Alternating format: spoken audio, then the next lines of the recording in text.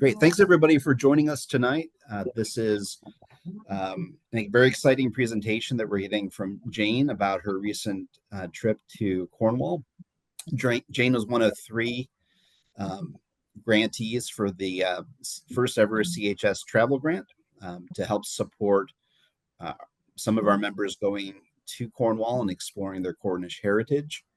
As part of the award, they've all agreed to share their experiences, both before going in terms of the planning and their motivation for wanting to make the trip, as well as a post trip to tell us about the experience, what they learned, what they experienced, and share that with us. So very excited to have Jane joining us. She traveled recently, I think in May, if my memory serves, with her daughter Liz. Unfortunately, Liz is sick today. She was going to be a co-presenter, but Jane will, I'm sure, cover the topic very well. I'm going to go ahead and share Jane's presentation. And Jane, as soon as you like, go ahead and kick off. Okay. Well, we arrived in Cornwall a few days, in England, a few days before we actually made it to Cornwall. What you see here is swing around here. What you see here is the view that we had for a whole week, and it's very near where our family is from. And the reason why I wanted to go to Cornwall was to do some family research, because I'm writing a historic series on my family. It's fictionalized though, so there's a lot of creative license with it, but it is based on true events and people and their struggles. So I'm having a good time learning as I go, and I was so excited to be able to actually visit all the places that they lived and they worked. Anyway, you can go to the next slide if you'd like. See you eating. This is me, and when That's not Liz you. took this picture, This is a fan. I felt like I wanted to have a sign that said, "You should be here." It's just so beautiful there. Our first day in Cornwall, we started by picking up our rental car in the Exeter Airport in Devon, which is just over the border. And if you've never driven a car on the left-hand side of the road and you're like us, you may feel a little bit intimidated. You should have a healthy respect for it, but once you get the hang of it, it gets easier, or would be if the roads were not so narrow. The constant vigilance of driving tended to wear us out, but we're grateful that we had each other. One was the driver and was the navigator, and it took a team. So when we picked up the car, I was the designated driver, and I started by practicing around the parking lot, and then off we went, and it was baptism by fire. I was on the M5 around Exeter, and so we just had to figure out and navigate our way out, and we finally found the right road pretty quickly, and we stopped just once before we were to our home for the next week, and this was our home, for Lower Tresmore Cottage, and it's a working farm, and it does have a historical designation, we found out later. It was in existence when our fourth and fifth great grandparents lived. It's located where they lived and worked, and we've just loved it there. It was so cozy, and we just adored the whole time that we were there. And it's on a working farm, and it's on a dairy farm, I think, or at least a cattle farm. They had mamas and they had the babies, and this was our welcoming committee.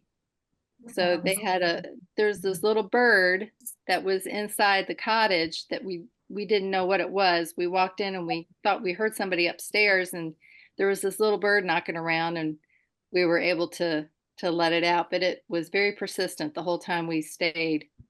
There were no screens on the windows, and the old cottage tends to get damp, so we had to air out the cottage every day, but it was very pleasant. It was beautiful weather most of the time.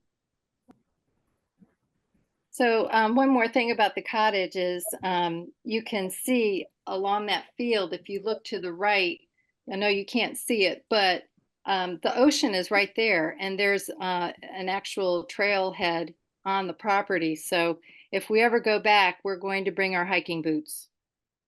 And you can go back to Butte if you'd like. So this is the Castle Butte, and it was constructed in 1830, right about the time when my fourth and fifth great grandparents were there. And it was constructed by Sir Goldsworth Gurney. He was a noted surgeon, chemist, and inventor. And during that time, it was an interesting time in Cornwall, because in the countryside where people farmed and were more agricultural, um, times were pretty hard. Grain production and all that was a pretty hard way to go. And there was a dichotomy in Butte at the time. Butte was very small. Stratton was the big place. Now it's reversed. But during at 1830, during that time, they built a canal and they had a breakwater, and that brought a lot of prosperity to the area, and Butte grew. And people who lived there, did very well. Let's see here. I'm looking at my notes. So Butte is where the Bailey part of the family originates. My fifth great grandfather was a master carpenter. He apprenticed his grandchild named after him, and that carpentry gene has passed down to the present generation in our family, which I find very interesting. So this is a cream tea. And I know that most of you are probably familiar. You're supposed to put the cream on top and not the other way around in Cornwall. Devin has it all wrong. And I just couldn't help but that was one of the things that I wanted to do, is to get a cream tea, and they are delicious. So we had that at the Castle Butte in their cafe. It's a very nice heritage center and well worth seeing. And it's right there on the shore, and it overlooks the canal and breakwater.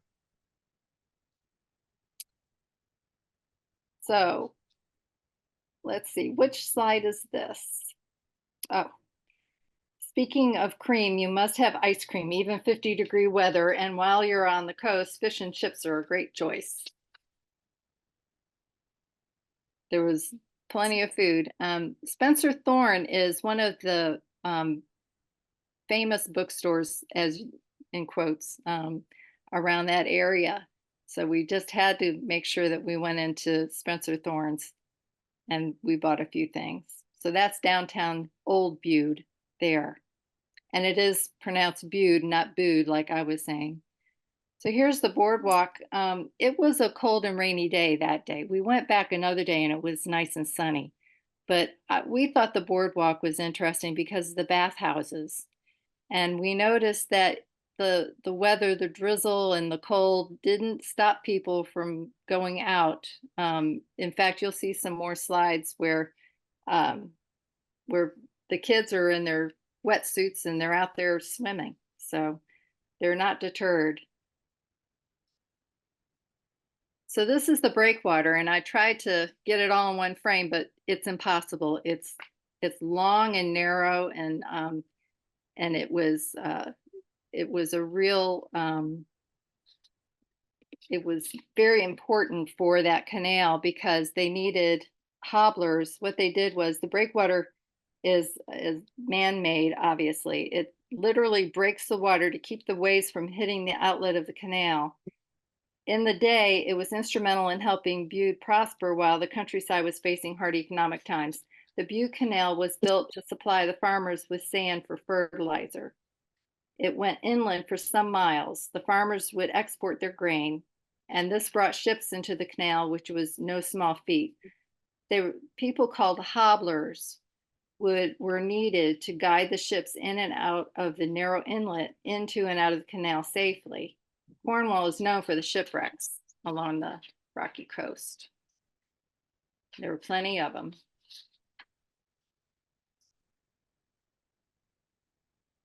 So the next slide shows the canal, the shore, and the huge swimming pool, which was possibly built in the 1930s, but I'm not sure. And that's where we saw the kids swimming. It was just really interesting to me. They were just not phased at all, but I was. I was freezing, but I took it all in. It was a great day. So the next slide, this shows the Bude shore and how high the cliffs go on either side of the beach. And that's typical in a lot of places, I noticed. On one side sits the Castle Bude, and on the other is Mare's Cliff, and both are good for cardio. There's hardly a level place in Cornwall, and I can tell you, I was glad that I conditioned myself a little bit before I went, because you really need to be able to walk. So you can see the bathhouses there in the background along the boardwalk there, and you can see the Castle Bude in the distance there.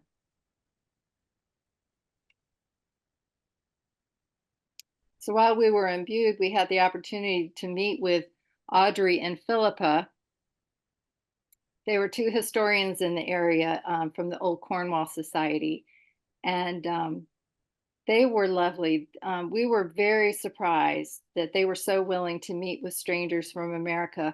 Audrey invited us to her house and offered us a cuppa, as she said, and a talk. We found out she was 95 years old. To have strangers from America come to your house, we were just flabbergasted. Her friend Philippa was younger, but both of them were lovely people and were very willing to help us. They were excited to have us there. We found most people to be welcoming and friendly, except for the one guy who honked at us when we were trying to find Lower Tresmore when we first got there. But this is Stratton, and this is just a street scene of the old town. And you can see how narrow the streets are. I mean, that sidewalk was the widest sidewalk in the whole town. The rest of it, you were actually in the street walking and hoping nobody was going to kill you. So anyway, Stratton is another important place to our family. This is where our grandparents were married, the one that I'm centering the book about. This is where they were married and they had their children. I found out my grandfather was a cordwainer, which is now known as a shoe designer. He did everything from scratch. He wasn't a cobbler where he cobbled them all back together. He actually designed it from scratch. I found out that he was apprenticed by his uncle, who owned not only a shoe factory, but had an interest in a tannery, and he owned the old Ship Inn, the first inn in Stratton. And this is a picture of St. Andrew's Church, where they were married and baptized their 5 children. And you can see the graveyard and all. I thought the retaining walls were interesting, and the graves are up on top of the retaining wall. And it's quite extensive back there. So this is the inside. That's the main altar, and then the choir pews, and you can see the pews in the background. It's a beautiful church. The tile work is amazing, and the windows are just beautiful. I wish I could tell you how far back it goes, but I can tell you everything in England is very old. It's amazing that buildings are still being used today. You know, here in America, we're lucky to have things that are 300 years old. Some of these buildings are centuries old. So this is the Tree Inn and the King's Arms. Both of these inns and that tavern were there when my great-grandparents lived there. So I'm sure that they lived near them and probably went in them to have a pint or two. So I found that it's interesting that they're in. Now, we did find the old Ship Inn. If you notice in that white building, in the window, there's a ship. And on the side of the building, it's called the Old Ship. So I was just very happy to find that. That's where Nicholas Saunders Inn was. And I have a feeling he probably lived there. And it is a residence today. And then one of the other old buildings is the Stratton Community Hall. We just thought that we'd throw that in there. There's just so many things in Stratton that are just they keep on going, and people are very involved in history. So it was very nice. So Lilac Cottage, we had a really hard time getting here. We met two ladies in the graveyard over at St. Andrews. I inadvertently dropped my sunglasses, and we had to go back, and I dropped them in front of Nicholas Saunders' grave that we found. So anyway, I found my glasses, and we struck up the conversation with these two ladies, and we asked them if they knew where Lilac Cottage was, because Audrey and Philippa told us that used to be Saunders Footwear Company. And they did, but they said, you're going to take your lives in your hands to be very careful of the traffic. And they weren't kidding. We weren't sure if we were able to actually get across the street, and we couldn't take a good picture of it from across the street either. And then you're so close up to these buildings, you can't get a good shot. So anyway, that's Lilac Cottage. That used to be the factory. You can see along the building there. And then the third shot over, that building used to be the old tannery.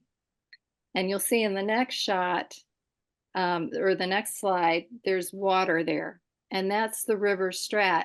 The tannery is right on the river. Tanneries needed rivers, or water to tan hides. So they were right along the river there. So it was quite a concern for many years. And I was so excited when we were talking to Audrey and Philippa, because I mentioned Nicholas Saunders, and they lit up and they said, you just hit gold. We can tell you all about him. So we were just so happy that the buildings were there and everybody knew about them, and we were able to find them. So that was really exciting for me. Let's see here, where am I? Trying to wing it, but I'm glad I took notes. Oh, this was funny. This was funny to come across. So this was the old Stratton prison door, and it was called a clink. And clink is an old word in Cornwall and Devon to indicate that there's one or two cells, and it's called a gaol or a jail. I think that's probably Cornish for jail. So it's very rare to come across an old prison door, but that's the old Stratton prison door. We thought that was cool. So St. Jenny's and Crackington Haven, the reason why we wanted to go there is because they're within the vicinity, and we could actually see our cottage from that graveyard. We could look up the slope and we could see it in the distance. What you see there is the graveyard of St. Jenny's, and there's a couple there who were hiking. There's a lot of hiking going on in Cornwall. It's a huge thing. And you can see the ocean. So it's a beautiful place, and I can understand why it was picked to be married, and a lot of our family were married there.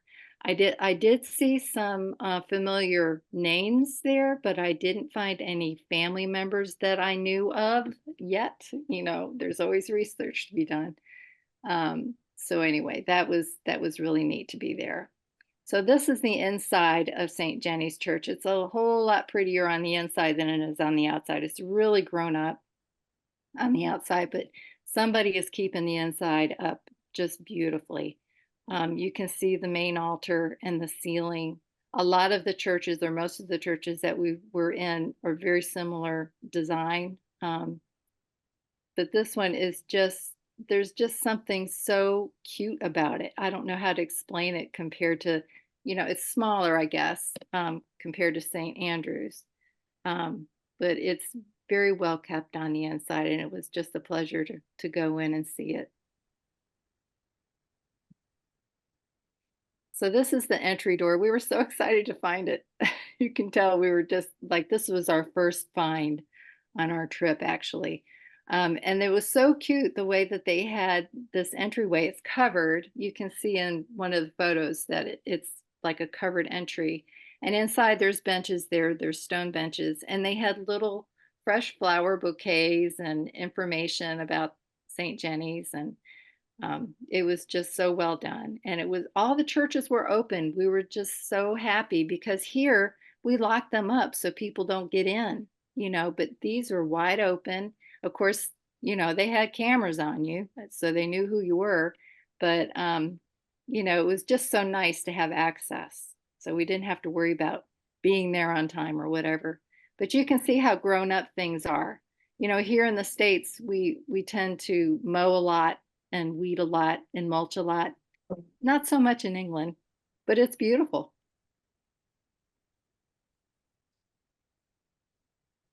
So this is Crackington Haven, and this is another beach, and it's a really neat beach.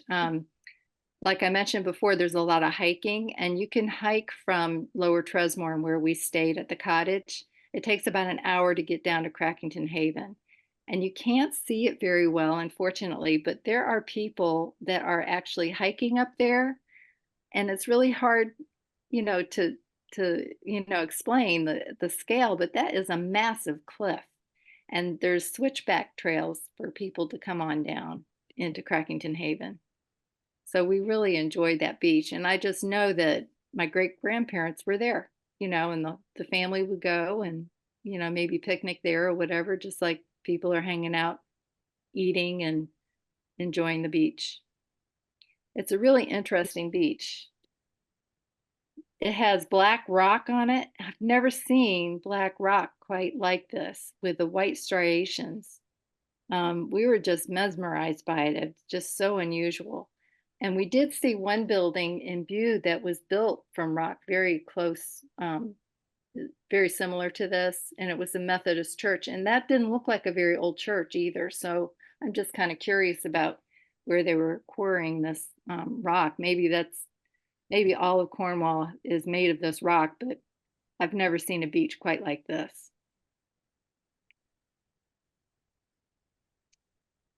Let's see, Jacobstow. This is the old Wayne House Inn. It's been around for a long time, and I just know that our ancestors went there. There used to be a market there every week, and there's pictures of, horse and buggies and all that kind of thing. Even now, it's on the A39, and it's on the corner that turns into Jacobstow. And even now, there's a convenience store, and we met these ladies, and we called them the mayors of Jacobstow because they knew we weren't from there, and they wanted to know who we were, and they knew, there were Baileys still around there, and other people with family names, and they were just wonderful people. Again, another example of how friendly Cornwall is. And Jacobstow is one of those places that if it wasn't for St. James Church, you'd miss it.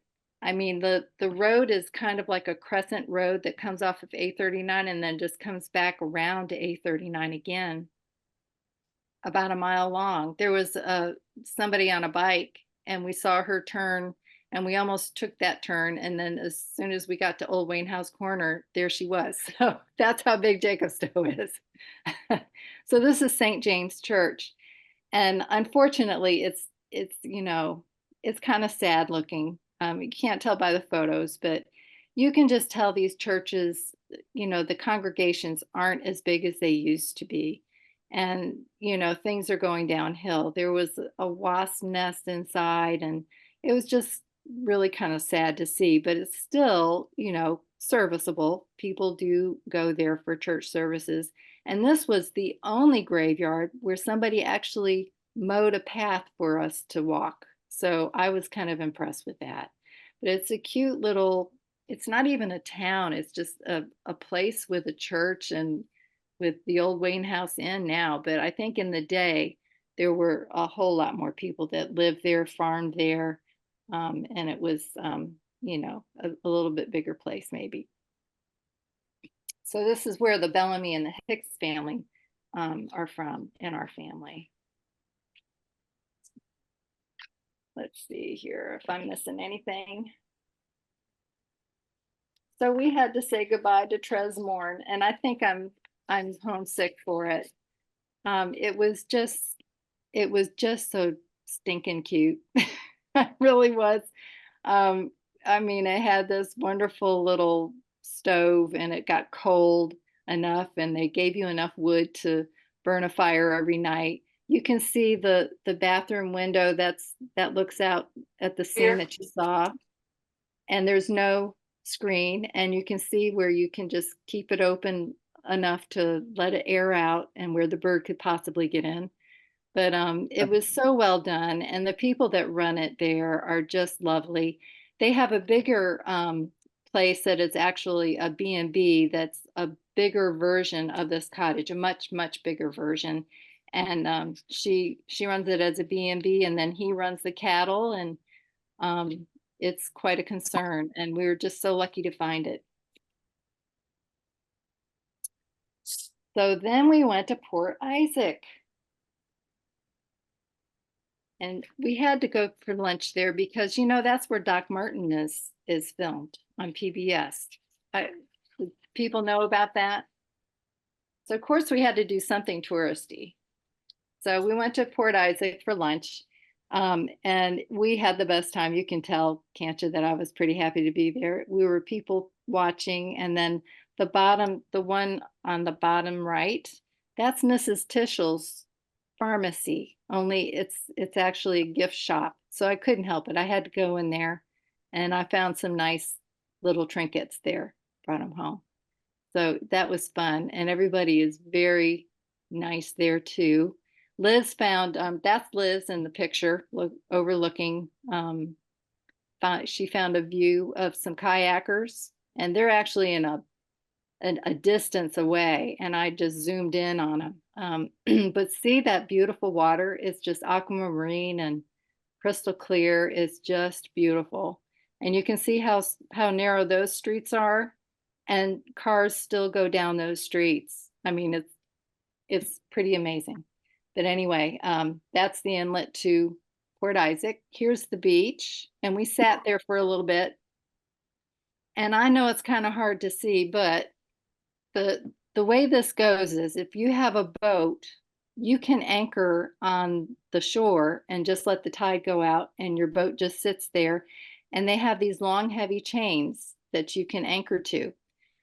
Well, we were there, and people were bringing their dogs, and there was this very determined terrier who found a floater that went to one of the chains, and he was going to take that thing home, whether anybody liked it or not, including the chain. Well, it was touch and go for a little while, but the floater that made it, he finally had to let it go. So anyway, it was a lot of fun just watching people and taking in the sunshine.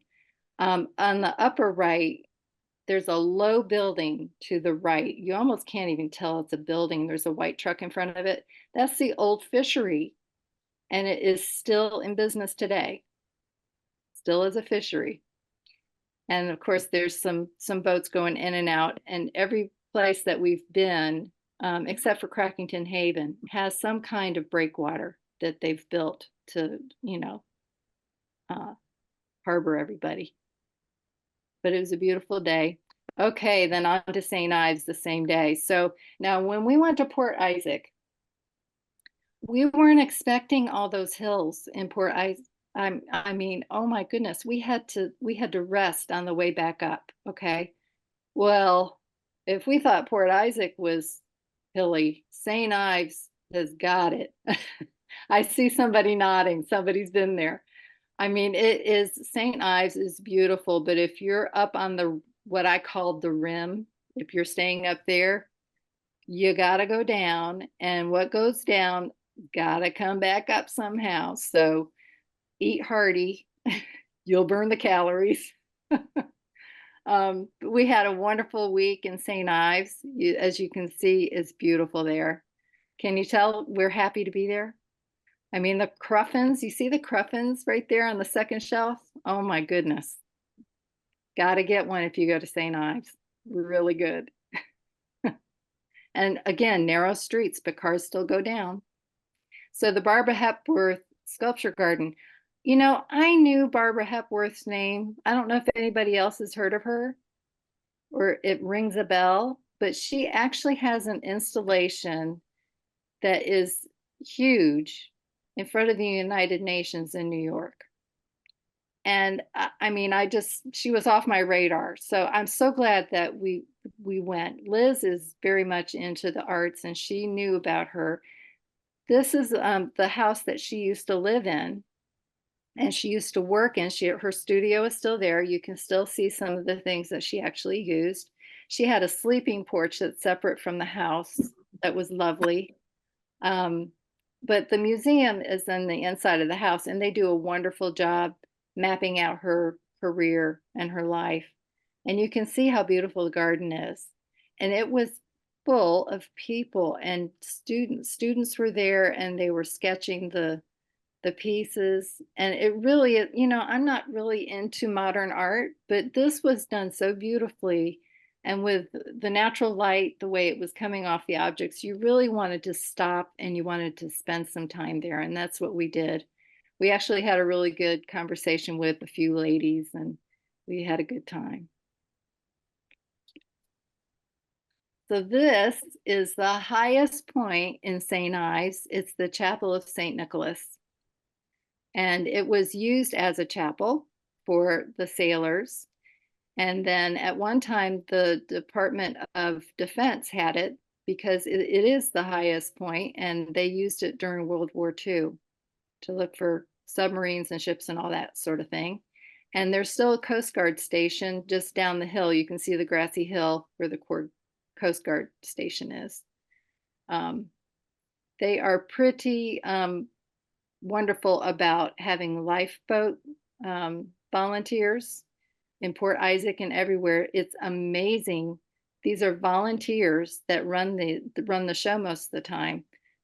St. Ives is lucky they have the Coast Guard, but in other places like Port Isaac, they are heavy duty and they're ready to go at a moment's notice, just like our 911 here.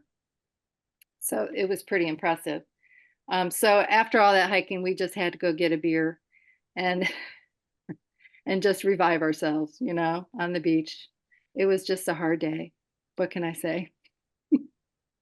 Another day we were downtown and we went to the St. Ives Museum, another museum that's pretty interesting if you're historical researcher like me. The St. Ives Museum is all about occupations, and they had implements from farming, fishing, boat building, which my family did in Honesdale, Pennsylvania, and that interested me. And then they had gosh, I mean, they had everything known to man in there. They had what did I say? Fishing, farming, boat building. I mean, there was just everything. There was clothing, there was all kinds of things. We spent a lot of time in there, but it got cold that day. You could tell I had my fleece on up at the Chapel of St. Nicholas, and all of a sudden the wind was blowing. It was nice and sunny the day before. The wind was going so hard it reminded me of Oklahoma. I mean, it knocked us off our feet right into that Greek restaurant that you saw me sitting at there with yeah. So we had to stay there, doggone it. And then and then the sun came out. Oh, I tell you what, that food was great.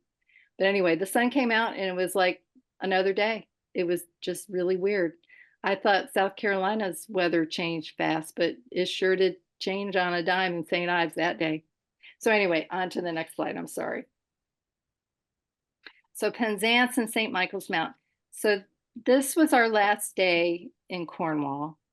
And so we got on the double-decker bus and we took a tour of the rest of Cornwall on the way down to Penzance. Penzance, I don't know, it just wasn't my favorite place. It's a lot bigger than I thought it would be. And I could kind of imagine, the ship masts and the pirates and the sailors and all that kind of thing. I have another great grandfather who was a master of a ship in the Navy in the 1700s, and I wanted to see Penzance because I'm hoping if I live long enough, I'll write another book. So anyway, that was interesting for me to see. Then we got back on the bus and went down to Marazion, which is the little town that you go to catch a little boat to go over to St. Michael's Mount, which is an iconic place I think probably most people have heard of. But I wasn't expecting what I saw at St. Michael's Mount. You can see us standing here at the causeway. If the tide is out, you can take a 15-minute one-way walk all the way out there. But if the tide comes in, you got to take a boat. And so they say get boat tickets. So if you go there, just go ahead and buy the boat tickets. It's definitely worth it. It's fun being in that boat, though Liz really didn't like it that much, but I loved it. But anyway, when we were approaching St. Michael's Mount, I tried to imagine myself back in the day. It is formidable. I mean, it's just amazing as you approach it. And they have a breakwater that they have built. It's out of cement now, but you go in and it's like this harbor. And I wasn't expecting like a small village at the foot of St. Michael's Mount. You can see me standing in front of this huge man-eating plant. I could not believe how big this thing was. We have yuccas in South Carolina, but they're not quite that big.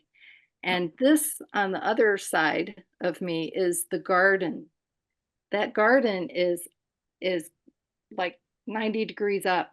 You have to climb up through the garden to see it. It's pretty amazing.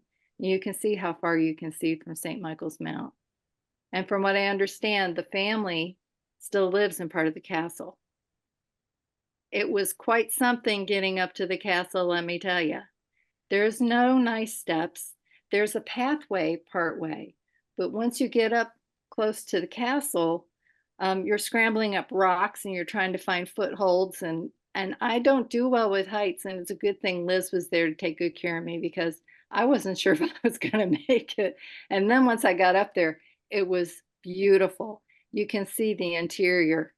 It's just amazing, and it was well worth risking my life to see, I suppose. And anyway, the next slide will show you, I think, the chapel. Yes, they even had their own chapel. So, I wouldn't be surprised if some of the workers actually live on this island because it can be difficult to get in and out of. And it's big enough. They've got accommodations there. So I can imagine back in the day, they didn't have to leave. They had everything they needed, even the chapel. So it was pretty interesting. And this will show you another room. And let's see, oops, I lost the slide. That's the outside of the castle, but up in the castle grounds, if that makes sense. It's like a courtyard up there. And then you can see the old cannon. So it was quite something. I recommend going. So I don't know if you want to hear about travel tips or not. Y'all probably have more to tell me than I can tell you, but I thought I would put that in there. So I had a really good friend who told me what time of year to go, and I'm so glad I listened to her because we had no problem with crowds. We went at the beginning of May and got out of there before the end of May, and the weather cooperated pretty much, and beautiful spring flowers. It was really nice.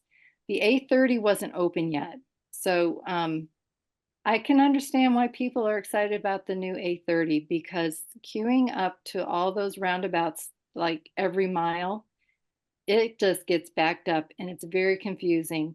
It really does take a team. And I guess people who live there all the time, they just whiz right through there. But we only made 2 or 3 mistakes and then it wasn't a big deal. You just, retrace your steps and you get back on. But my good friend told me while driving, she said, you will feel like you're going to go in the ditch. Well, I didn't feel like I was going in the ditch when I was driving, but my passenger did. So you have to ignore the wincing from your passenger, and do watch, on your left side view mirror to help keep you in the lane. The food is fantastic. There's all kinds of cuisines in Cornwall. You can't go hungry in Cornwall.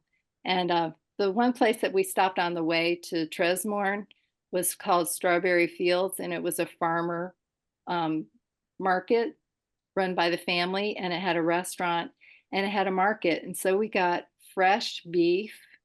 It was unbelievable good food. And so that's where we did our shopping. We ended up having a grilled steak dinner. I mean, we ate really well in Cornwall. And like I keep saying, the locals are all so nice. Getting petrol, boy, you really got to watch it because you don't want to get the wrong kind of gas, and things are just slightly different there. So just be careful if you hire a car, as they say. And I needed to hire a car because we didn't have public transit from Exeter to Bude and then Point South. We had to have a car. And I'm glad we had one. It was an adventure and it kind of wore us down a little bit, but I was still glad to have that flexibility. So I'd say go ahead and do it. And I already talked about the highways. Public transit, I mean, I think everybody here knows how great public transit is in England. I mean, it's bar none, and it's so easy to use the bus system and the trains. And the one thing that I did find was I wore my phone out with all the apps that I ended up with. I mean, I had an app for the Great Western Railway, an app for the buses, an app for the car park.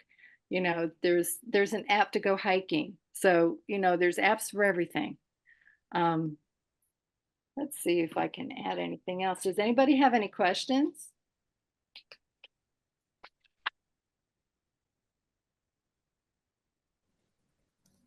Well, Tom, can I put you on the spot and have you just do a quick plug for the gathering that's coming up in August for anybody who might not be aware of it as we conclude the meeting? So our 20th gathering of the Cornish Cousins is taking place in Calumet, Michigan. With 17th, 8th. I don't know the exact dates. Our program is Thursday and Friday.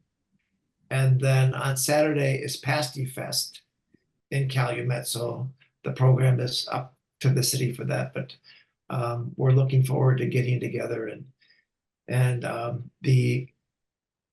I'm sorry, I always get this Keweenaw. Is that right, Carolyn? Keweenaw? The Keweenaw Society up there is our host, and they put together a nice informal gathering, and I'm looking forward to getting together with some people. Me too. So if you're looking for more information about it, go to our website. There's info about how to register for it, when it is, what's being offered. And in terms of this presentation, we recorded it. So at some point soon, we'll get this on our YouTube channel and connect it to our website. So if there's somebody who wanted to attend, who wasn't able to, or if you want to share it with somebody who didn't know about it later, we'll make that available as well. So again, thanks for everybody for attending tonight. Special thanks to Jane and Liz for a great presentation about their trip. And we'll see you soon. Thank you so much. Thank you, Jane. Thank you.